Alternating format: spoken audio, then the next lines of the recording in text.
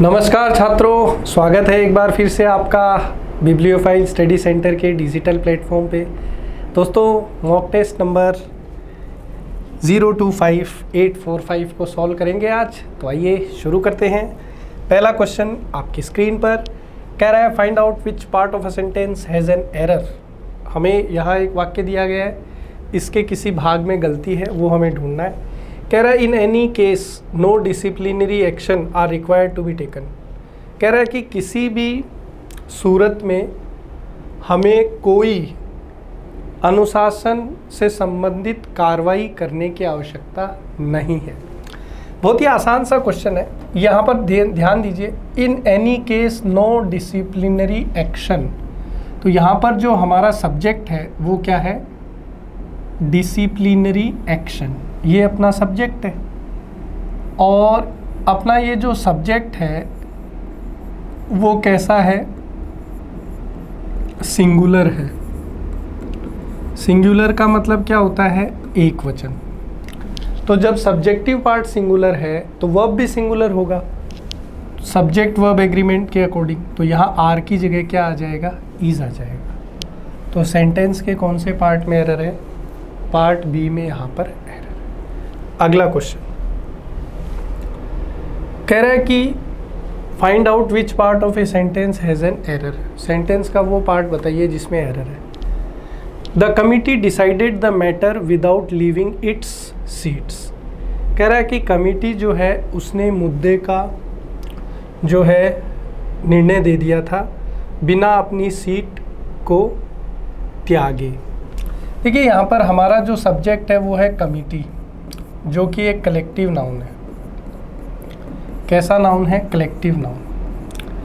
Collective noun जो है वो सिंगुलर की तरह बिहेव करता है जब वो सिंगल आइडिया को रिप्रेजेंट करे, और प्लूरल की तरह बिहेव करता है जब वो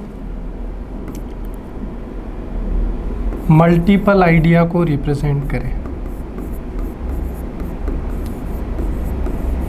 ठीक है, सिंगुलर की तरह बिहेव करता है जब सिंगल आइडिया को रिप्रेजेंट करे, और प्लूरल की तरह बिहेव करता है जब मल्टीपल आइडिया को रिप्रेजेंट करे।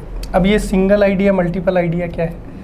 अब यहाँ इसने कहा है कि कमिटी ने बिना अपनी सीट त्यागे मैटर का डिसीजन दे दिया। तो इट्स का मतलब ये हो गया कि यहाँ कमिटी कैसा बिहेव कर रहा है? सिंगुलर। जबकि कमिटी का मतलब क्या होता है? ग्रुप ऑफ मेंबर, सदस्य। तो जो सदस्य होंगे वो अलग अलग सीट पे बैठेंगे। एक सीट पे तो सारे सदस्य एक के ऊपर एक बैठेंगे नहीं। दैट मीन्स कि कमिटी कैसा आइडिया रिप्रेजेंट कर रहा है? Multiple idea. तो इसलिए जब सब्जेक्टिव पार्ट प्लूरल है तो वर्ब भी प्लूरल, क्योंकि इस केस में कलेक्टिव नाउन प्लूरल बिहेव करेगा। तो अब वर्ब तो यहाँ पे है नहीं, पजेसिव एडजेक्टिव। तो सब्जेक्ट के अकॉर्डिंग आता है पजेसिव एडजेक्टिव। तो सब्जेक्ट प्लूरल बिहेव कर रहा है तो पजेसिव एडजेक्टिव भी प्लूरल आएगा। तो यहाँ इट्स की जगह क्या हो जाएगा? देयर। पार्ट सी जो है इसमें यहाँ पर एरर है। नाउन चैप्टर का एकदम बेसिक सवाल है, जब भी हम लोग पढ़ते हैं ये कॉन्सेप्ट आता है और इससे क्वेश्चन आपको मिल गया। आगे देखिए, फिल इन द ब्लैंक्स। खाली स्थान में उपयुक्त शब्द को भरना है। कह रहा है only people who are afraid to sign their names send dash letters. कह रहा है कि वो लोग जिन्हें भय होता है वो ही पत्र पर अपना नाम नहीं लिखते। कि भाई अगर मैंने ये पत्र लिखा, उस पर अपना नाम लिख के भेज दिया और सामने वाले ने जब पढ़ा तो उसे बुरा लगा या कोई नाराज़ हो गया तो वो कोई कार्रवाई कर सकता है। तो ऐसा पत्र जिस पर कोई नाम नहीं हो, तो उसके लिए कोई शब्द हमें भेजना है। देखो, यूनैनिमस का तो मतलब होता है सर्वसम्मत। इंग्लिश में क्या बोल सकते हैं? A point on which everyone agrees. कोई ऐसा बिंदु जिस पे हर व्यक्ति की राय एक जैसी है, उसके लिए यूनैनिमस बोल सकते हैं। ऑफिशियल का मतलब होता है आधिकारिक, रिलेटेड टू ऑफिस। इनफॉर्मल का मतलब होता है नॉट इन्वॉल्विंग सॉरी फॉर्मेलिटी, कोई ऐसी चीज़ जिसमें फॉर्मेलिटी शामिल नहीं है उसको इनफॉर्मल बोलते हैं। एनोनिमस का मतलब होता है गुमनाम या बेनाम, जिसका कोई नाम नहीं है। तो हमारे दिए गए वाक्य के अनुसार यही सबसे उचित शब्द होगा कि वे लोग जो डरते हैं अपना साइन करने से पत्र पे, वही कैसा पत्र भेजते हैं? बेनाम पत्र। तो ऑप्शन बी बिल्कुल ठीक है। एक और फिल इन द ब्लैंक्स का क्वेश्चन आ गया, ठीक है, ध्यान दीजिए। कह रहा है दैट हार्डली काउंट्स। अब यहाँ पर ध्यान से समझना इस क्वेश्चन को। हार्डली यहाँ पर आपको नज़र आ रहा है और ये पूरा जो है ये एक स्टेटमेंट है, दैट हार्डली काउंट्स। तो इसका मतलब होता है कि ये चीज़ मायने नहीं रखती। तो ये कह रहा है कि ये चीज़ मायने नहीं रखती। अब आप बोलोगे कि ये नहीं कहाँ से आ गया? ये नहीं हार्डली की वजह से आया है, क्योंकि हार्डली जो है कैसा एडवर्ब है? तो आप कहेंगे कि हार्डली जो है ये एक नेगेटिव एडवर्ब है। ठीक है साहब, नेगेटिव एडवर्ब है। अब ये जो स्टेटमेंट है इसका हमें क्वेश्चन बनाना है, इसको क्वेश्चन टैग बोलते हैं। क्वेश्चन टैग मतलब शॉर्ट क्वेश्चन जिसमें हेल्पिंग वर्ब होती है और सब्जेक्ट होता है। क्वेश्चन टैग का नियम क्या है? क्वेश्चन टैग का नियम ये है दोस्तों, अगर स्टेटमेंट पॉजिटिव तो क्वेश्चन टैग नेगेटिव, अगर स्टेटमेंट नेगेटिव तो क्वेश्चन टैग पॉजिटिव। अब यहाँ स्टेटमेंट जो है वो नेगेटिव हो गया। अब आप बोलोगे नोट तो नज़र नहीं आ रहा है, नेगेटिव कैसे हो गया? इस हार्डली से नेगेटिव हो गया। ये नेगेटिव एडवर्ब है, नकारात्मक अर्थ दे रहा है, तो क्वेश्चन टैग बनेगा पॉजिटिव। अब वर्ब कौन सी लेंगे वो इससे पता चलेगा। काउंट्स वर्ब की कौन सी फॉर्म है? फर्स्ट फॉर्म, मतलब प्रेजेंट सिंपल। तो प्रेजेंट सिंपल से क्वेश्चन बनाते हैं तो कौन सी हेल्पिंग वर्ब यूज़ करते हैं? या तो डू यूज़ करेंगे या डज। डू तब जब सब्जेक्ट प्लूरल है, डज तब जब सब्जेक्ट सिंगुलर है। तो यहाँ पर दैट लगा हुआ है तो दैट सिंगुलर होता है, दिस सिंगुलर होता है, दीज और दोज क्या होते हैं? प्लूरल। तो सिंगुलर वर्ब आएगी और ये नॉन लिविंग सब्जेक्ट है, तो सिंगुलर में नॉन लिविंग को कौन सा प्रोनाउन रिप्लेस करता है? इट। तो यहाँ पर ऑप्शन ए जो है ये हमारा परम सत्य आंसर होगा। चलो आगे क्वेश्चन देखो। ये हमें एक शब्द दिया है, इसका पर्यायवाची बताना है, यानी कि सिनोनिम बताना है। अलीग्ड, देखो अलीग्ड जो शब्द है इसका मतलब होता है आरोप प्रत्यारोप करना। ऑथेंटिक का मतलब होता है जो चीज़ बिल्कुल सही है, और अपन बोल सकते हैं प्रामाणिक है। परस्पायर का मतलब होता है किसी को कोई कार्य करने के लिए उत्साहित करना। अनफीन मतलब बिना बेहोश हुए अपनी चेतना के अंदर। तो प्यूटेटिव जो है ये हमारा यहाँ पर करेक्ट आंसर हो जाएगा। ठीक है, एलीग्ड का मतलब होता है आरोप प्रत्यारोप, वैसा ही कुछ अर्थ प्यूटेटिव का भी है। तो 80 में सी बिल्कुल ठीक है। अगला देखिए 81। अगला जो शब्द है दोस्तों वो है अपना इम्प्लिसिट। इम्प्लिसिट का हमें क्या बताना है? अपोजिट बताना है, विलोम शब्द। तो इम्प्लिसिट का मतलब होता है दोस्तों जो चीज़ क्या है? रहस्य या गुप्त। ठीक है, तो इसका एंटोनिम हो जाएगा एक्सप्लिसिट। एक्सप्लिसिट मतलब जो चीज़ क्या है? बिल्कुल खुली हुई है, या अपन बोल सकते हैं सुस्पष्ट, जो साफ साफ नज़र आ रही है।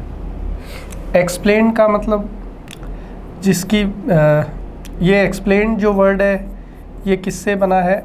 एक्सप्लेन वर्ब से बना है। एक्सप्लेन का मतलब क्या होता है? व्याख्या करना। तो इस वर्ब का ये सेकंड फॉर्म आपको यहाँ पर दे रखा है। इम्प्लाइड का मतलब होता है जो चीज़ अंतर्निहित हो।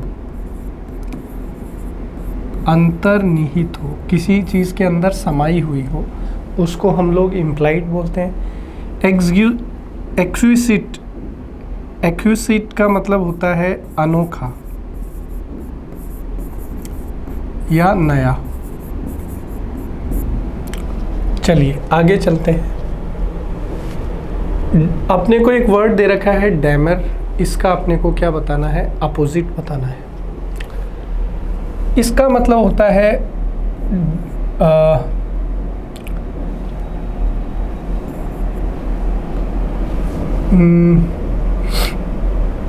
अपन बोल सकते हैं कॉन्फ्लिक्ट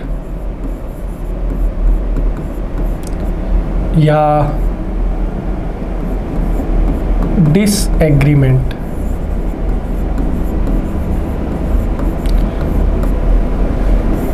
हिंदी में अपन बोल सकते हैं किसी चीज़ पर विवाद या असहमति। तो अपोजिट क्या हो जाएगा? अपोजिट हो जाएगा कॉन्कर्ड। कॉन्कर्ड का मतलब भी क्या होता है? कॉन्कर्ड का मतलब होता है सहमति।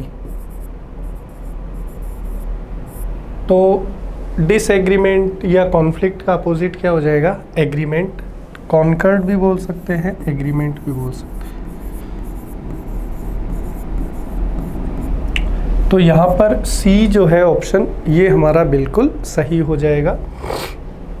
डिसेंट का भी मतलब होता है किसी चीज़ के प्रति असहमति, डिसएग्रीमेंट। ऑल्टरकेशन का मतलब होता है झगड़ा या विवाद अपन बोल सकते हैं, ठीक है। क्वारल भी बोल सकते हैं आप, झगड़ा या कॉन्फ्लिक्ट। ऑब्जेक्ट का मतलब होता है वस्तु। तो यहाँ सी बिल्कुल ठीक है। रेड लेटर डे, मुहावरा आ गया। रेड लेटर डे का मतलब होता है अत्यंत महत्वपूर्ण दिन। कोई ऐसा दिन जो आपके लिए बहुत इम्पोर्टेंट है, जैसे आपका बर्थडे है या आगे चल के जिस दिन आपकी शादी होगी, आपका विवाह का दिन। तो ये कुछ दिन हैं जो आपके जीवन के कैसे दिन हैं? Red letter day. तो यहाँ पर कौन सा आंसर होगा? ऑप्शन सी हो जाएगा बिल्कुल, ठीक है। चलिए, a bone of contention. A bone of contention का मतलब होता है दोस्तों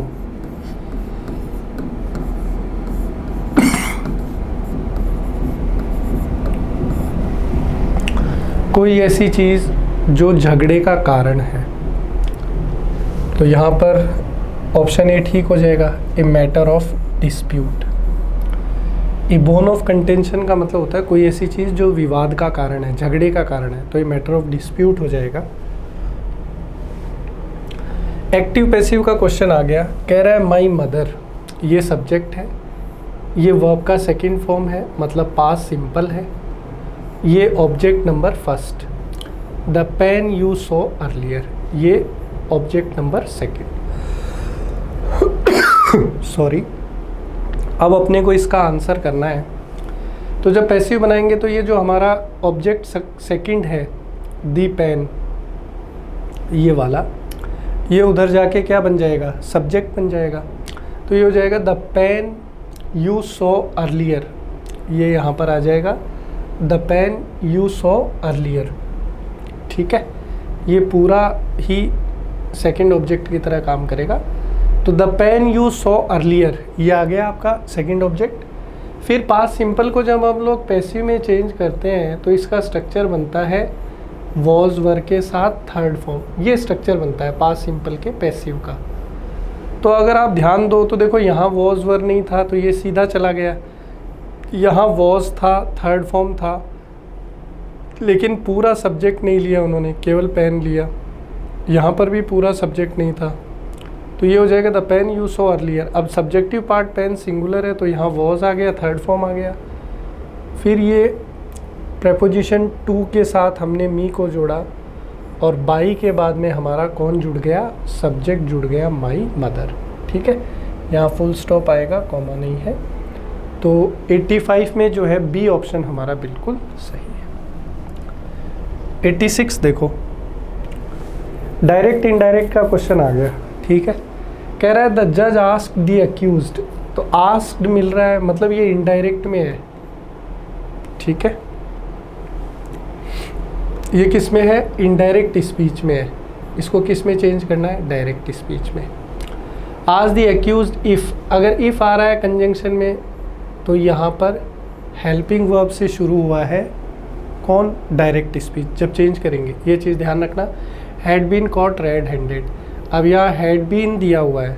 हैड बीन जो है ये बेसिकली पास्ट परफेक्ट का स्ट्रक्चर है, तो अब हम इसको क्या कर रहे हैं? डायरेक्ट स्पीच में चेंज कर रहे हैं। इनडायरेक्ट हमें दिया हुआ है, तो अब इसका ध्यान रखना, थोड़ा सा चीज़ों को अच्छे से समझना। अब ये आप जानते हैं कि सेड टू आस्क्ड में चेंज होता है, तो हर जगह सेड टू है। यहाँ आस्क्ड है तो ये वैसे ही बाहर हो गया सेड टू, तो ए, बी और डी में से कोई आंसर हो सकता है। और सब जगह ऑब्जेक्ट सेम है तो ठीक है। अब हमें आगे चेक करना पड़ेगा।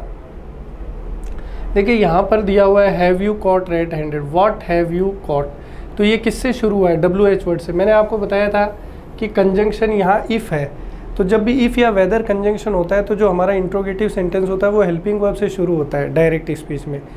जब WH वर्ड होता है तो कोई कंजंक्शन नहीं आता और उसी WH वर्ड से हम शुरू करते हैं। तो यहाँ WH वर्ड है और यहाँ हेल्पिंग वर्ब हमें दिया हुआ है इनडायरेक्ट में, तो ये हमारा आंसर नहीं हो सकता। यहाँ इफ़ दे रखा है और चूंकि यहाँ आज था तो ये तो वैसे ही बाहर हो गया, तो सी तो है ही नहीं और बी भी कैंसिल आउट हो गया। अब ए और डी में हमें कंपेयर करना है। अब यहाँ है have you caught red handed और यहाँ पर है were you caught red handed. देखो पास्ट सिंपल भी किस में चेंज होता है? पास्ट परफेक्ट में। प्रेजेंट परफेक्ट भी किस में चेंज होता है? पास्ट परफेक्ट में, ठीक है। दोबारा सुनना, मैंने क्या कहा? Present perfect changes to past perfect, ठीक है। और past simple also changes to past perfect. लेकिन यहाँ पर देखिए have you caught red handed में क्वेश्चन मार्क नहीं है, दैट मीन्स ये इनकम्प्लीट हो गया, इंट्रोगेटिव पूरा बना ही नहीं। तो हम लोग किसके साथ चले जाएंगे? यहाँ इंट्रोगेटिव सिंबल है, ऑप्शन ए हमारा बिल्कुल सही है, ठीक है। अच्छा क्वेश्चन था ये भी।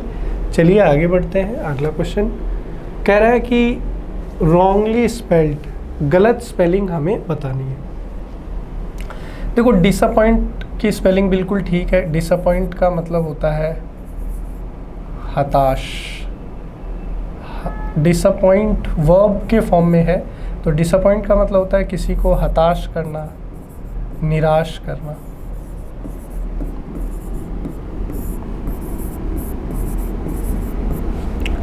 डिसअपीयर का मतलब होता है गायब हो जाना। डिसअपीयर का मतलब क्या होता है? गायब होना। और अपीयर का मतलब होता है प्रकट होना। डिसिपेट का मतलब होता है किसी चीज़ का खत्म होना।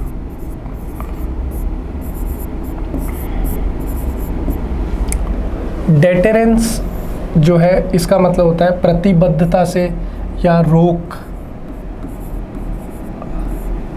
तो डेटेरेंस में डबल आर आता है, तो यही स्पेलिंग गलत है। तो ऑप्शन ए जो है ये हमारा आंसर हो जाएगा। अगला देखो, इसमें हमें जो है चेक करना है कि जो दिया गया है वो ठीक है या इसमें कोई सुधार करना है। ये पार्ट अंडरलाइन है, थोड़ा इसका ध्यान रखना। तो दिया हुआ है ही throwed it out of the window, कि उसने उस वस्तु को या किसी चीज़ को खिड़की के बाहर फेंक दिया था। अब दोस्तों यहाँ ध्यान देना, थ्रो जो है ये वर्ब की फर्स्ट फॉर्म है। थ्रो का मतलब क्या होता है? फेंकना। इसकी सेकंड फॉर्म क्या होती है? थ्रू। और इसकी थर्ड फॉर्म क्या होती है? थ्रोन। अब थर्ड फॉर्म जो है वो तो विदाउट हेल्पिंग वर्ब आ नहीं सकती, तो यहाँ किसका चांस बनेगा? सेकंड फॉर्म का। और सेकंड फॉर्म जो है वो क्या होती है? थ्रू। तो कहाँ पर है सेकंड फॉर्म? तो ये रही सेकंड फॉर्म। तो 88 में जो है ऑप्शन ए हमारा बिल्कुल ठीक हो जाएगा, ठीक है दोस्तों। चलिए अगला क्वेश्चन देखते हैं, क्वेश्चन नंबर 89। क्वेश्चन नंबर 89 कह रहा है कि अंडरलाइन पार्ट को चेक करना है कि वो दिए गए हिसाब से सही है कि गलत। China demands the cessation of a part of Indian territory. China जो हमारा पड़ोसी है वो कह रहा है कि भाई एक भारत के एक हिस्से का, भारत की जो टेरिटरी है, भारत का जो एरिया है, उसका एक हिस्से को चाइना जो है सेसेशन चाहता है। China demands the cessation of a part of Indian territory. भारतीय जो क्षेत्र है उसके एक पार्ट का सेसेशन का मतलब होता है रोक, कि भाई ये पार्ट जो है ये अब इंडिया का नहीं है, ये चाइना का है। इस पार्ट पर अपना चाइना कब्जा जमाना चाहता है। कल्ट का मतलब होता है बहुत ही शानदार, गजब। रेमिफिकेशन का मतलब होता है किसी चीज़ को कटौती करना। पॉलिटी का मतलब आप जानते ही हैं, राजनीति को बोलते हैं। तो ये नो इम्प्रूवमेंट बिल्कुल ठीक है कि भाई भारत के एक भूमि भाग का चाइना जो है उस पर अपना ही अधिकार जताना चाहता है, भारत के ऊपर वहाँ पर रोक प्रतिबंध चाहता है कि भारत यहाँ नहीं आए, ये हमारा एरिया है। तो इस तरीके से क्वेश्चन नंबर 89 में जो है डी हमारा बिल्कुल ठीक हो जाएगा, नो इम्प्रूवमेंट। अगला देखिए, वन वर्ड सब्सटीट्यूशन का क्वेश्चन आ गया। जो कथन दिया उसको एक शब्द में क्या बोल सकते हैं। कह रहा है number of ships, vehicles etcetera travelling together under escort. बहुत सारे जहाज, गाड़ियाँ जब वो एक के पीछे एक लाइन में चलते रहते हैं उसको क्या बोलते हैं। आपने देखा होगा कई बार जैसे प्रधानमंत्री है या मुख्यमंत्री है, वो जब जाते हैं तो बहुत सारी गाड़ियाँ आगे पीछे उनको एस्कॉर्ट करती हैं। जत्था जिसको हम लोग बोलते हैं उसको इंग्लिश में क्या बोलते हैं, कॉन्वॉय बोलते हैं। क्या बोलते हैं दोस्तों, कॉन्वॉय बोलते हैं। तो 90 का डी जो है हमारा बिल्कुल ठीक होगा। फ्लीट का मतलब होता है प्लेस वेयर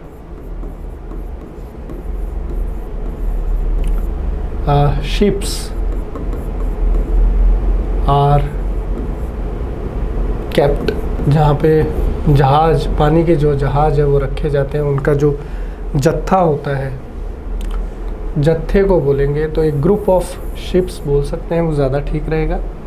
एक ग्रुप ऑफ शिप, पानी के जहाज़ों का जो होता है ग्रुप, उसके लिए फ्लीट। ठीक है, चलिए आगे बढ़ते हैं। किसी चीज़ को पूर्ण रूप से नष्ट कर देना उसको क्या कहा जाता है, टू डिस्ट्रॉय कंप्लीटली। डिसलोकेट का मतलब होता है किसी के स्थान को बदलना, स्थान को बदलना।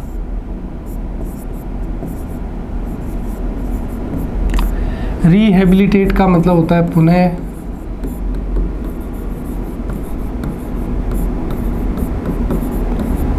जीवन प्रारंभ करना, पुनः जीवन प्रारंभ करना। इनकैपेसिटेट मतलब किसी को असक्षम बनाना।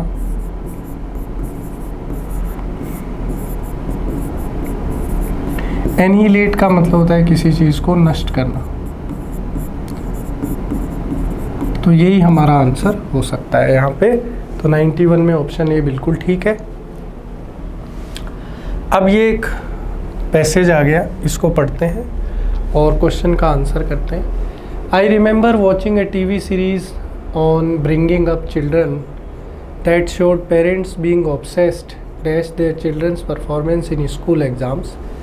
The series highlighted how parents often give dash higher importance to their children's academic performance than their aptitudes. So many parents push and goad their children to study hard and score dash possibly in their exams. They believe that academic dash guarantees a successful career and they want their children to be the next Albert Einstein, not knowing that Einstein dash was a rebel and did not follow any of his parents' for him. देखो ये जो passage है इससे आप बहुत आसानी से relate कर जाएंगे, क्योंकि आप में से भी बहुत सारे छात्र ऐसे होंगे जिनके जीवन में यही घटना घटती है कि ज़्यादातर जो माता पिता होते हैं वो आपके स्कूल में जब आप टेस्ट देते हैं, एग्ज़ाम में जो टेस्ट देते हैं, उनमें जो नंबर आते हैं उनके ऊपर वो आपको जज करते हैं। अगर आपकी परीक्षा में कम नंबर आ गए तो वो आपसे नाराज़ रहेंगे, आपको मार देंगे, पीट देंगे और कहेंगे कि भाई और अच्छे नंबर लाइए। क्योंकि हमारे समाज का दृष्टिकोण है कि अगर आपके स्कूल में परसेंटेज अच्छे आते हैं, बोर्ड की परीक्षाओं में अच्छे परसेंटेज आते हैं, तो आपका कैरियर जो है बिल्कुल एक सफल कैरियर होगा, आपको जीवन में नई नई ऊंचाइयां छूने को मिलेगी। और वो आपको अगला अल्बर्ट आइंस्टीन बनाना चाहते हैं, लेकिन उन्हें ये नहीं पता कि अल्बर्ट आइंस्टीन जो है इसके बिल्कुल विपरीत थे। उन्हें स्कूल से निकाल दिया गया था और वो अपने माता पिता की भी नहीं सुनते थे। और ऐसा विद्रोही व्यक्ति, ऐसा विद्रोही बालक आगे जाके E बराबर mc² की खोज कर देता है और फिज़िक्स का नोबेल प्राइज़ भी प्राप्त करता है। तो ठीक है, इसको फिल करते हैं। कह रहे आई remember watching a TV series on bringing up children that showed parents being obsessed. किस चीज़ से ऑब्सेस होते हैं माता पिता? ठीक है, अब ये प्रेपोजिशन का क्वेश्चन आ गया, तो ऑब्सेस के साथ अबाउट आता है, तो ऑब्सेस्ड अबाउट, तो वो जो ज़्यादातर पेरेंट्स हैं वो बच्चों के स्कूल में नंबर आने को लेकर के ऑब्सेस्ड होते हैं। The series highlighted how parents often give dash, वो क्या देते हैं? Higher importance. तो the series highlight how parents often give fully higher importance, significantly higher importance, completely higher importance या लार्जली हायर इम्पोर्टेंस। तो महत्वता के भाव से वो इम्पोर्टेंस देते हैं। तो सिग्निफिकेंट का मतलब होता है इम्पोर्टेंट, महत्वपूर्ण। तो सिग्निफिकेंटली हायर इम्पोर्टेंस, कि वो ज़्यादा महत्वता किसको देते हैं? अपने बच्चों की परफॉर्मेंस को देते हैं। कि कौन सी परफॉर्मेंस को? Academic performance. एकेडमिक परफॉर्मेंस मतलब टेस्ट में कितने मार्क्स आ रहे हैं, ये सब।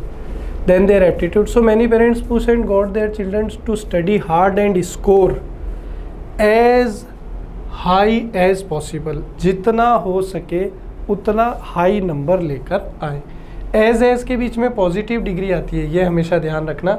तो हायर तो वैसे ही नहीं हो सकता था, ये भी कंपैरेटिव डिग्री है। तो एज गुड एज तो तब आता जब कंपेयर कर रहे थे मार्क्स के बराबरी में, लेकिन यहाँ पर बोला ज़्यादा से ज़्यादा मार्क्स, तो हाई जो है ये ज़्यादा अप्रोप्रिएट होगा। As high as possible in their exams. आगे कह रहा है they believe that academic dash. अब देखो यहाँ पर क्या है, एकेडमिक के बाद में परफॉर्मेंस आया है, तो यहाँ पर भी एकेडमिक के बाद में परफॉर्मेंस ही आएगा। ठीक है, ये चीज़ आपको ध्यान रखनी है। इसको हम लोग बोलते हैं बैकवर्ड रीडिंग टेक्निक।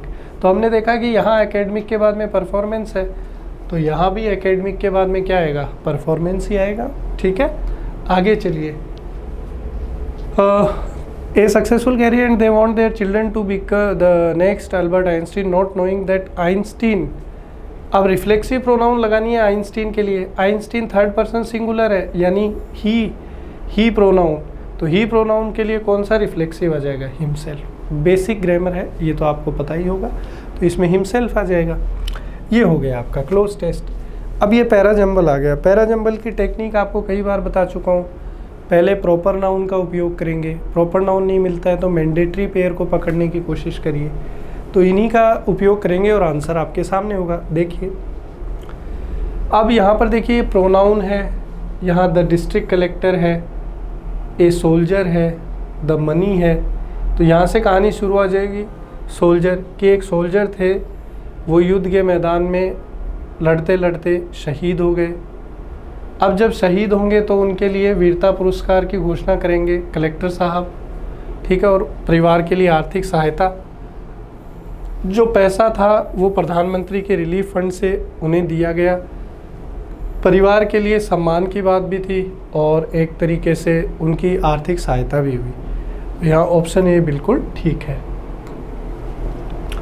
अगला देखिए पैराजंबल क्वेश्चन है, और इसी तरीके से यहाँ पर भी आपको पता ही है कि प्रॉपर नाउन को खोजेंगे, प्रॉपर नाउन नहीं मिलेगा तो मैंडेटरी पेयर से जोड़ने का प्रयास करेंगे। यहाँ से कहानी की शुरुआत होगी। ये प्रॉपर नाउन है कि व्हेल्स जो है उनके अंदर बहुत सारे मैटरनल इंस्टिंक्ट्स होते हैं। मैटरनल मतलब अपन बोल सकते हैं मातृत्व के भाव उनमें काफ़ी ज़्यादा होते हैं। व्हेल मछली में, व्हेल मछली जो होती है उसमें मातृत्व के भाव बहुत ज़्यादा पाए जाते हैं, ऐसा हम लोग बोल सकते हैं। फिर when a calf is born under water the mother must get it to the surface before it drowns. जब व्हेल मछली को छोटा बेबी होता है उसको काफ बोलते हैं। तो जैसे ही उसका जन्म होता है तो वो इससे पहले कि डूब जाए व्हेल मछली उसको सतह के ऊपर लेकर आती है। ठीक है, और फिर क्या होता है, इस समय जो दूसरी वेल होती है वो उसकी अक्सर मदद करती है ताकि जो है वो अपने बच्चे को सतह पर ला पाए। और अंत में हो जाएगा young ones remain with their parents for up to 15 years और मोर। 15 साल तक जो वेल है वो अपनी मदर के साथ रहती है और फिर उसके बाद में वो अपने रास्ते निकल जाते हैं। तो ऑप्शन डी यहाँ बिल्कुल ठीक है। कॉन्डेस्टिंग का अपने को बताना है सिनोनिम। कॉन्डेस्टिंग का मतलब क्या होता है दोस्तों कि किसी देशभक्ति का भाव या किसी चीज़ की बहुत ज़्यादा सेवा भाव, उसको अपन बोलते हैं कॉन्डेस्टिंग। तो इसका जो है सिनोनिम क्या हो जाएगा, पैट्रोनाइजिंग जो है इसका यहाँ पर सिनोनिम हो जाएगा। अक्यूजिंग का मतलब होता है किसी पे आरोप लगाना। क्रिएट का मतलब होता है किसी चीज़ को बनाना। स्टिमुलेट का मतलब होता है किसी चीज़ को शुरू करना। कह रहा है select the wrongly spelled word, हमें वो स्पेलिंग बतानी है जो गलत है।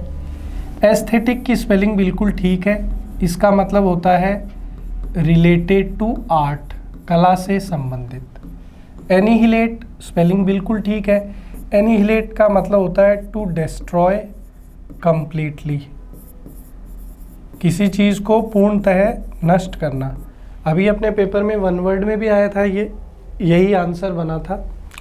एफिलिएट की स्पेलिंग भी बिल्कुल ठीक है, एफिलिएट का मतलब होता है किसी चीज़ को परमिशन देना, अलाउ करना, जैसे यूनिवर्सिटीज़, स्कूल्स, कॉलेजेस को एफिलिएशन देती है। एक्सक्लेमेशन की स्पेलिंग बिल्कुल गलत है, एक्सक्लेमेशन का मतलब होता है विस्मय, इसकी स्पेलिंग जो है वो होती है EXCLAMATION, एक्सक्लेमेशन।